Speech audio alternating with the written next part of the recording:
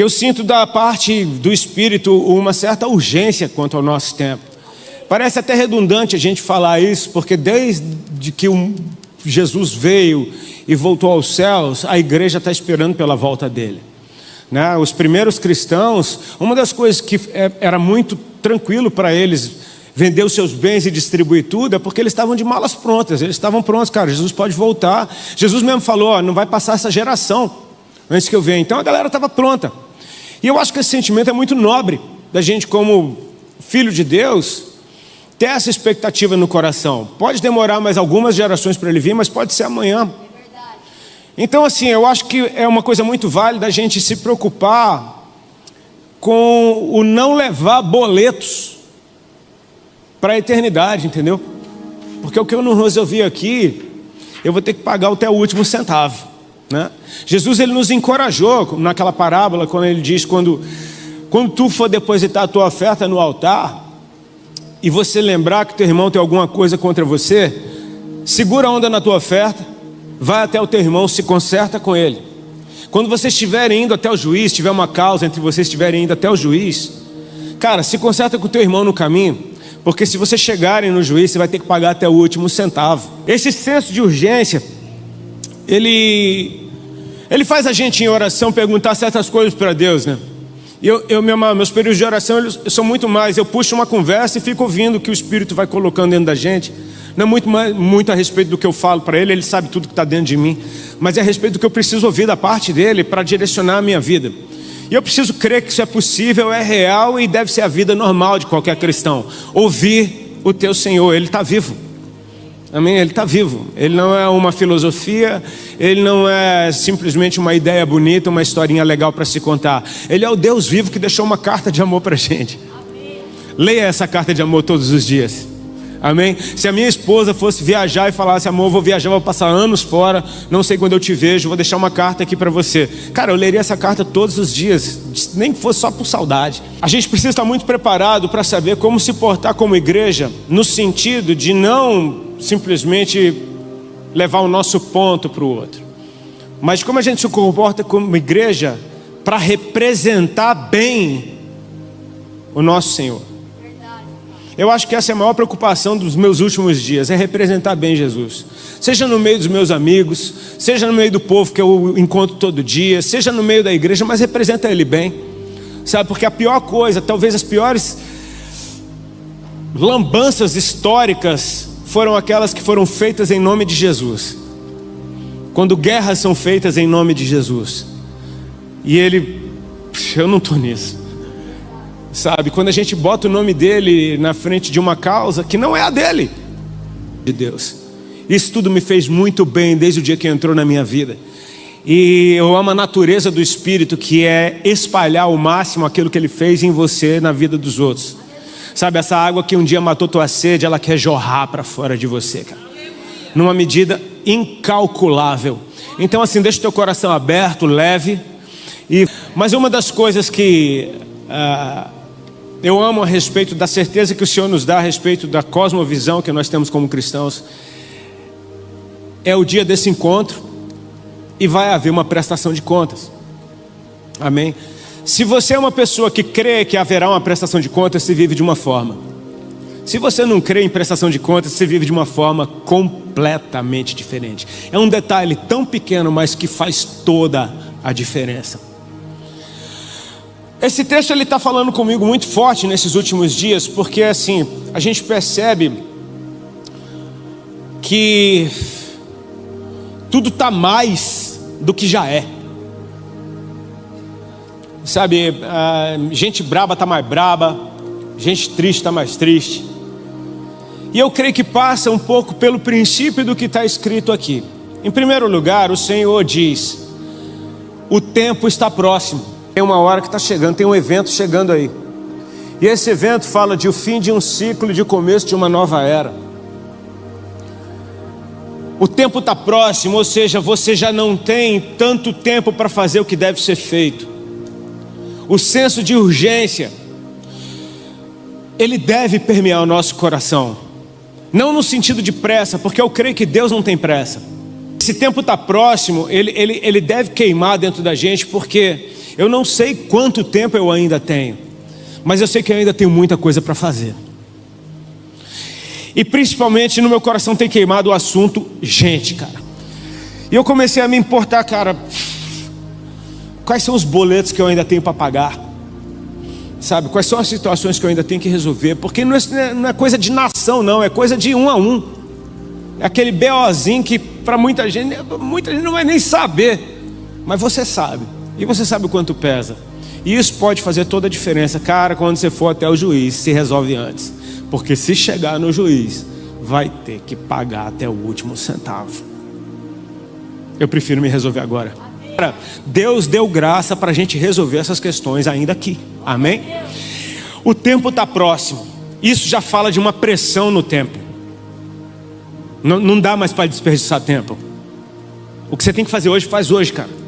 Não deixa acumular, porque fica pior de resolver quando acumula. Aquela minhoquinha, aquela serpente lá no Éden, é um dragão em Apocalipse. Quem que alimentou esse bicho? É mais fácil matar uma minhoca do que matar um dragão, entendeu? Então a gente aproveita o tempo. Mas aqui você percebe um outro tipo de pressão, não só no tempo. Continue o justo na prática da justiça, o injusto na injustiça. O santo continue a santificar, o imundo sendo imundo. Ou seja, isso não é simplesmente Deus dizendo: faz aí a tua parada que depois fica mais fácil de separar um do outro. Não. É uma palavra de um Deus que cria todas as coisas pela sua palavra. Quando Ele fala, faça o justo ainda mais justiça, Ele está te dando uma graça para fazer mais justiça ainda. E o louco é isso, porque parece que é uma intensidade. Tipo, tudo que eu sou, eu tenho graça para fazer isso mais forte, mais alto, mais longe, maior alcance. E a dinâmica serve para o lado mal também. Quem estiver na lama vai ficar mais enlameado, quem estiver sujo vai ficar mais sujo. Fala de uma intensidade. Sabe, tipo, você tem um relacionamento com uma pessoa diferente de você, que pensa diferente de você. Na primeira ingresia você fala: nunca mais eu ando com alguém diferente de mim, só vou andar com gente igualzinho a mim. E aí a gente joga todo mundo para o estereótipo. E aí, meu irmão, você caiu num erro muito grave, porque você tem ideia da complexidade que é um indivíduo? Tudo muito intenso. Quem é violento está mais violento. Quem é ofendido está super ofendido. Quem tem orgulho está super orgulhoso. Está tudo demais. Mas essa intensidade, ela fala de... Nós temos o Espírito, cara. E o Espírito ensina todas as coisas. O Espírito tem chave para todo o tempo. O Espírito tem chave para todo o coração. Ele é poderoso. Eu só preciso seguir a direção que Ele me der. Então cabe a nós,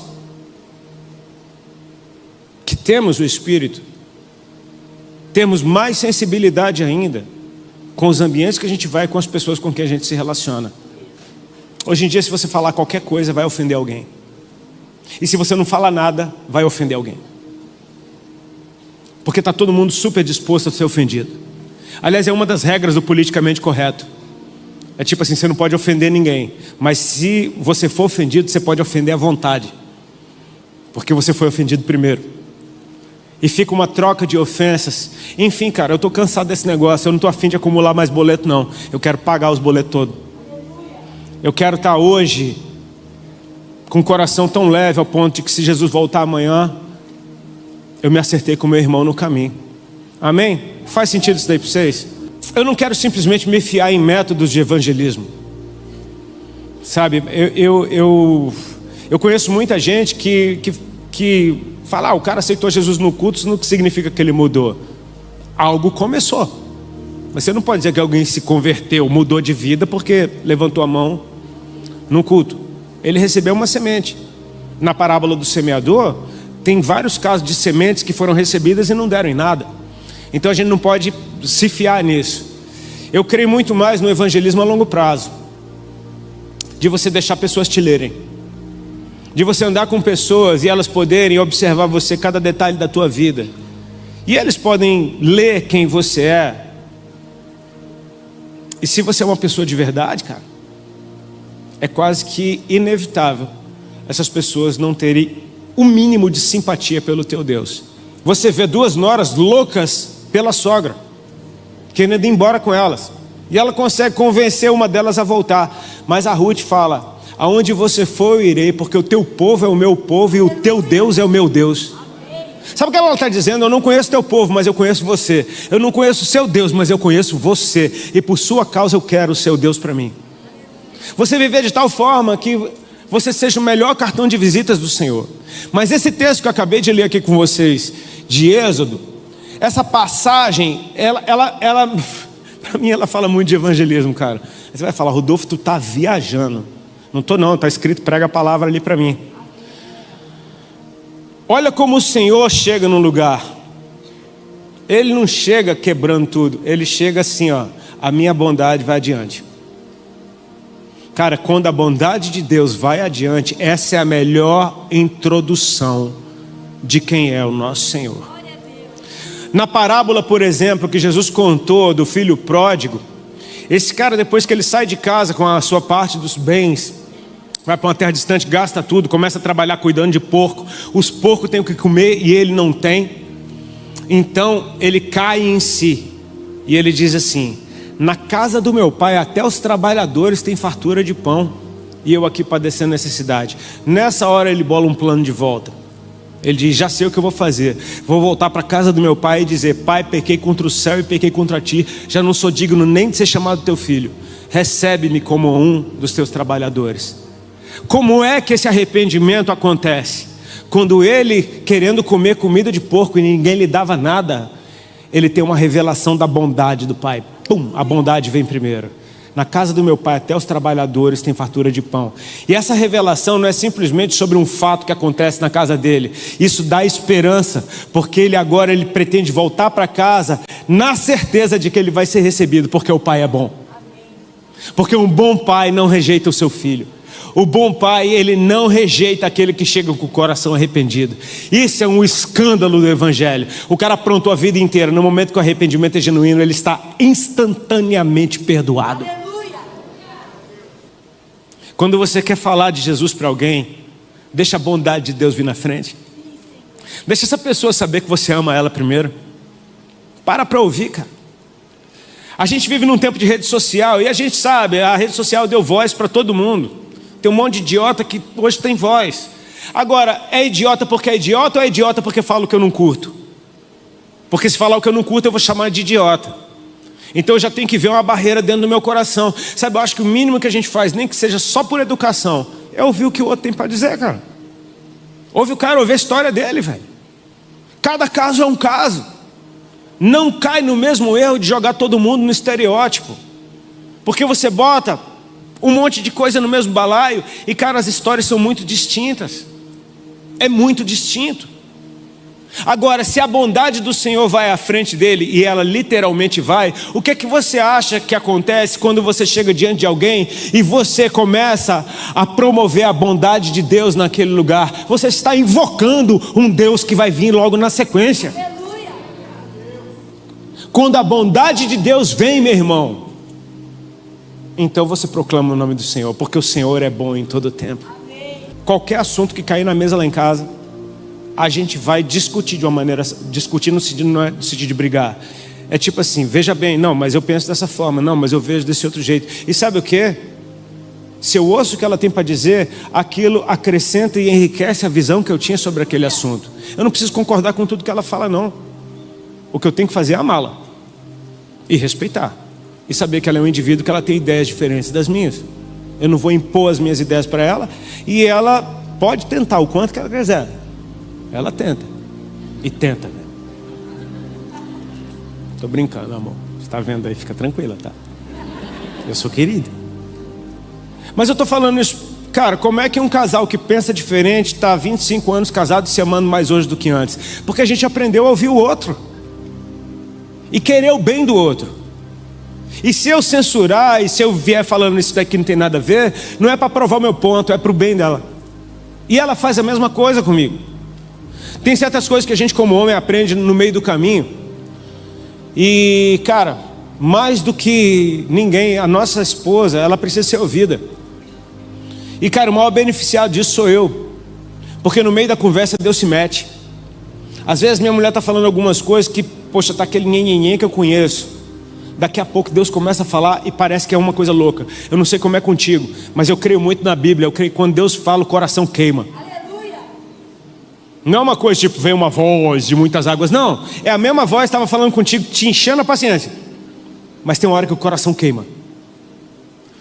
A evidência para isso, quando os discípulos de Emaús estão indo para o caminho de Emaús, e Jesus se apresenta e tem aquele negócio que eles entram, Jesus entra para comer com eles não reconhecem o Senhor, mas no partir do pão, os olhos deles se abrem, é o Senhor, e o Senhor desaparece.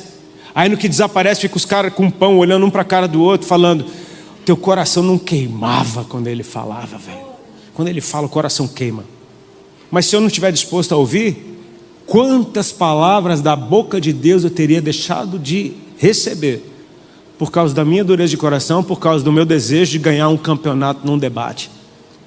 Cara, quando a gente age com respeito, a bondade de Deus já está entrando na frente. Porque a bondade de Deus, o amor dele se revelam em muitas faces. Respeito é uma delas, compaixão, misericórdia. Ele disse aqui, o que o Senhor diz: farei passar toda a minha bondade diante de ti e proclamarei o nome do Senhor. O que é que vem na sequência? Terei misericórdia de quem eu tiver misericórdia, me compadecerei de quem eu compadecer. E ele termina aí, o Senhor termina essa frase falando isso. Ele não fala julgarei quem eu quiser julgar, condenarei quem eu quiser condenar. Não, ele só fala de misericórdia e compaixão. Então, bondade e misericórdia são grandes amigos.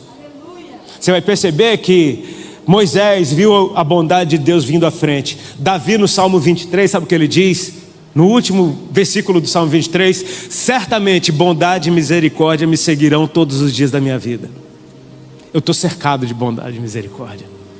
Um viu vindo à frente, o outro viu vindo atrás. Significa que nós estamos cercados de bondade e misericórdia. A melhor forma de eu apresentar o meu Deus é deixando a comissão de frente, fazer a frente. Deixa a bondade à frente. Se compadece, ouve a história do outro, cara. Evangelista, se eu manifesto o amor de Deus em primeiro lugar, corações se abrem. Nessa hora eu proclamo o nome do Senhor. Agora faz sentido, agora eu sei quem é. Esse negócio de Jesus aparecer de um jeito, não deixar ninguém reconhecer, daqui a pouco, plim, você reconhece quem é Ele. Isso é maravilhoso. Sabe a mulher na beira do poço de Samaria? Que começa a conversa dizendo, como tu, sendo homem judeu, pede beber a mim, que sou mulher samaritana? Sabe como é que termina? Ela dizendo assim, eu sei que quando o Messias vier, ele vai nos ensinar todas as coisas. Jesus fala, sou eu que falo contigo. Sou eu que estou falando contigo desde aquele começo da conversa. É Deus falando contigo desde aquela primeira hora. Mas só agora você percebeu que é Ele. Quando o nome do Senhor é proclamado, agora todo mundo sabe que é Ele. Tá, e o que é que eu faço? Cara, aí Deus libera a graça para que essa pessoa possa chegar a Ele. Sabe por quê? Porque enquanto essa pessoa recebe o amor de Deus e conhece o nome dEle, Deus já está liberando compaixão, Deus já está liberando misericórdia sobre essa vida. Isso tudo é uma ferramenta poderosíssima que leva as pessoas à revelação dessa bondade, e essa revelação da bondade é o que leva ao arrependimento. Lembra da parábola do filho pródigo? A revelação da bondade em primeiro lugar, arrependimento vem na sequência e o caminho de volta para casa. Agora o caminho de volta para casa é maravilhoso, porque a Bíblia diz que então ele se pôs no caminho, e o pai o viu de longe no caminho, e o pai veio ao seu encontro no caminho, e o pai o restaurou no caminho. Ele entrou em casa bonito, com roupa limpa, calçado no pé e aliança no dedo, e uma festa começando. E eu te pergunto, quem é o caminho? Quem é o caminho? Quando o cara entrou em Jesus, ele já teve um encontro com o Pai, com o amor de Deus, com restauração, com tudo. Cara, acontece numa violência. É tão lindo esse negócio. Tem certas coisas que são processos, mas tem coisas que são instantâneas, velho.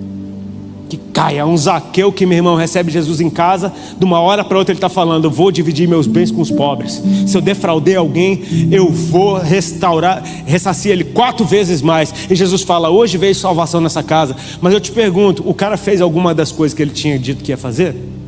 Não, ele só falou que ia fazer, mas o coração se moveu. Se o coração se moveu, a salvação já entrou.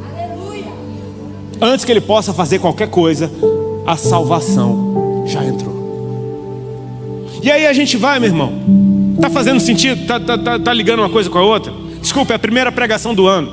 Eu estou vendo um monte de coisa voando aqui.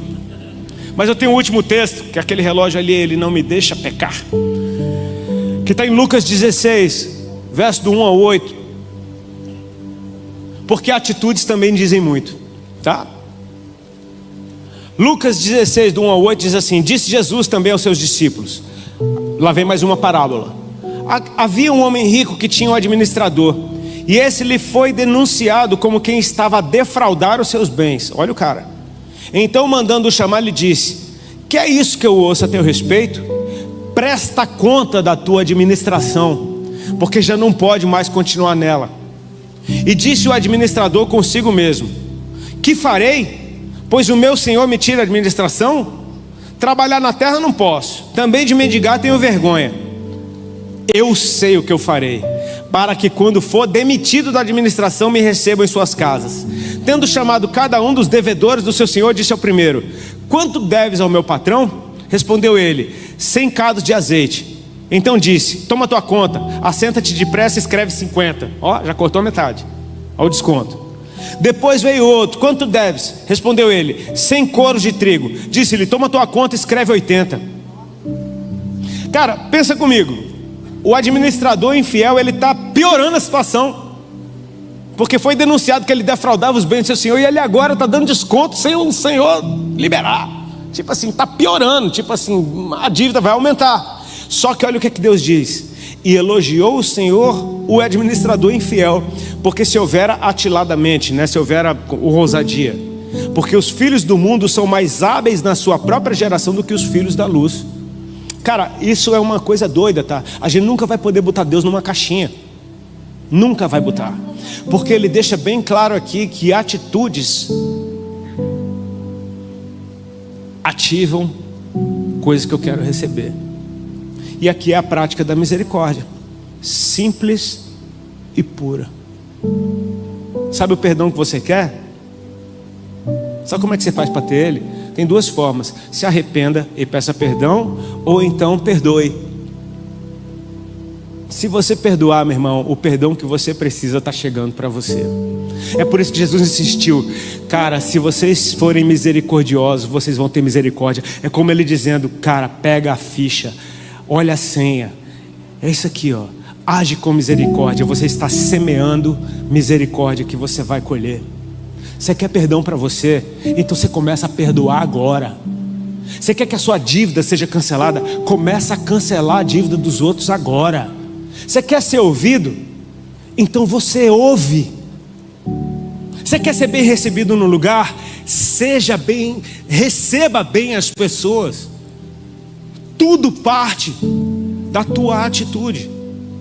E eu quero aprender a representar o meu Deus bem. Sabe, tem uma das coisas que pela misericórdia de Deus eu ouço o tempo todo. Cara, tua música me ajudou, eu nem sei qual que ele está falando. Aquela pregação, um pastor amigo meu me mandou mensagem esses dias: cara, eu estava mal aqui hoje, eu vi a ministração tua, me abençoou bastante. Eu nem sei que mensagem foi essa que ele...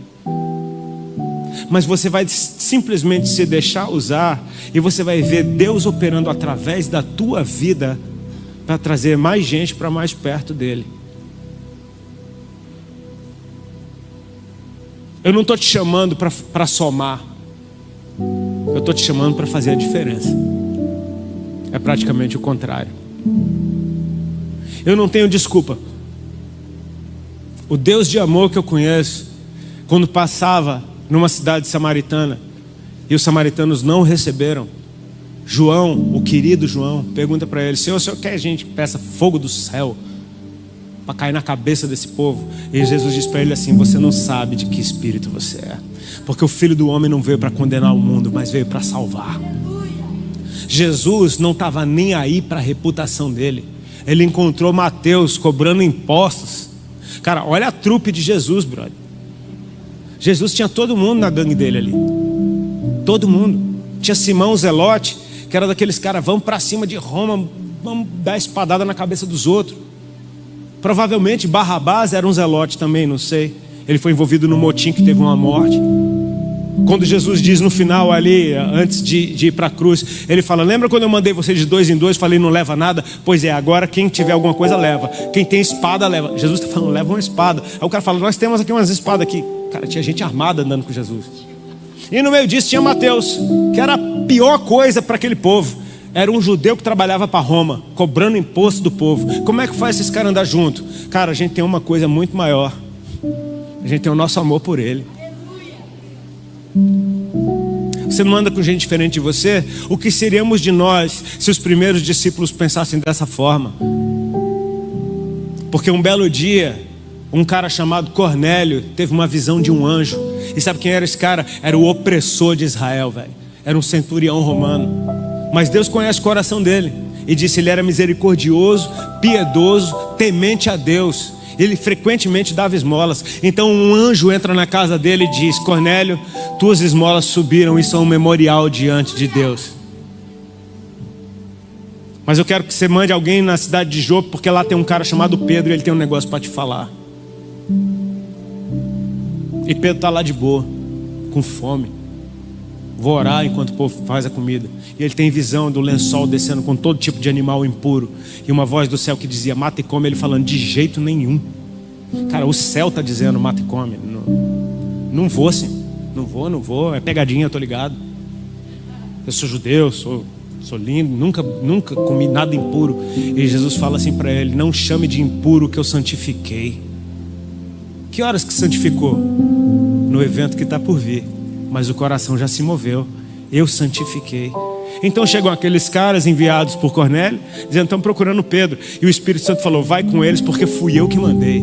A polícia está na porta, pode ir, meu irmão. Fui eu que mandei a polícia te buscar. Eita glória. Ele chega na casa de Cornélio com mais 6 irmãos, 6 ou 7, não lembro de cabeça agora o número. Mas ele chega lá e ele já chega perguntando: por que eu estou aqui? Porque, enfim, um judeu não pode entrar na casa de um gentio, né? Ele está pensando: meu Deus, o que os irmãos vão achar de mim, cara? Não posso entrar aqui. Aí Cornélio fala: alguns dias atrás, nessa hora, eu tive uma visão em oração. Um anjo apareceu e ele disse que era para mandar te chamar porque você tinha uma coisa para dizer. A última frase de Cornélio é linda. Ele fala assim: agora estamos todos aqui na presença de Deus para ouvir o que você tem para dizer. Aí Pedro fala: agora eu sei que Deus não faz acepção de pessoas, porque em todo povo, língua e nação, Ele tem um povo que teme a Ele. Então Pedro começa a falar simplesmente das experiências. Nós andamos com Ele, nós comemos com Ele, porque Pedro começa simplesmente a compartilhar. Enquanto ele falava, o Espírito Santo caiu sobre todos. E por causa desse evento nós estamos aqui. Os gentios que foram alcançados pelo Espírito Santo de Deus. Gente que nunca andou com Jesus, gente que não sabia nada da Bíblia, recebe o Espírito Santo como aqueles que andaram com Ele por 3 anos. E aí? Quem sou eu? Cara, eu acho que a gente precisa crer no que a palavra de Deus diz. Desculpa, pastor, já passei um tempinho ali. Também quero jantar. Mas a gente precisa aprender algumas coisas com esses detalhes, cara. A Bíblia diz que a ninguém mais conheceis segundo a carne, mas segundo o Espírito. Porque todo aquele que está em Cristo é nova criatura. Todas as coisas passadas morreram. Eis que tudo se fez novo. Então quando você encontrar alguém bem tosco na rua, não olha para o estado dele não. Pergunta: Senhor, quem é esse aí? Porque aí Deus vai te falar o futuro dele. E cara, o futuro que Deus tem para cada um é lindo. É por isso que você pode chegar claramente diante de uma prostituta de rua, na esquina, pelada, e dizer para ela: eu vejo você com muitos filhos ao teu redor, sendo honrada pelo teu marido. E você vai ter conselho para dar para meninas mais novas. Você está dando um caô para ela? Não, Deus te mostrou quem ela é lá na frente, cara. O plano de Deus para a vida dela. Se você libera, cara, a palavra profética, ela vem. E se o coração dela queimar, você sai de cena, meu irmão, e deixa com o Senhor. Eu amo essa hora que a gente pode sair de cena e deixa com o Senhor. Que nem Maria, naquele casamento de Caná da Galileia, do primeiro milagre de Jesus. Ela detecta um problema, leva para Jesus: olha, o vinho acabou. Jesus falou: mulher, o que eu tenho contigo? Não é chegar na minha hora. Ela não parou por ali, ela foi até os servos da festa e falou: ó, ela ensina para eles o caminho da presença e ensina a ouvir a voz de Deus. Fala: ó, tá aqui ele, faça tudo o que ele disser. E sai de cena, pai. Meu papel como evangelista é levar as pessoas a um encontro. Ele diz: quando eu for levantado da terra, eu atrairei para mim mesmo homem de toda tribo, língua e nação. Como evangelista, meu papel é levantar Jesus, que eu levante o melhor possível, o mais alto possível, o mais claro possível, o mais transparente possível, porque quando eu fizer isso do jeito certo, eu posso sair de cena e tomar uma Coca-Cola e o Senhor vai estar operando. Quando ele é levantado, você sai de cena, cara, deixa ele operar, porque quando ele opera, meu irmão, aí o cara tem certeza, foi esse aí. Esse é o Deus. E ele começa a transformar, e aí, meu irmão, você vai se surpreender. Com melhores amigos voltando ao teu relacionamento. Com gente tosca sendo exemplo para você. E aí a gente vai pagar os nossos boletos nessa vida. E no dia que o Senhor chegar, eu quero estar de malas prontas. Sabe como? Vazia. Só com a minha história com Ele. É só isso que eu quero. Espero que tenha te servido. Curva a tua cabeça, fecha teus olhos.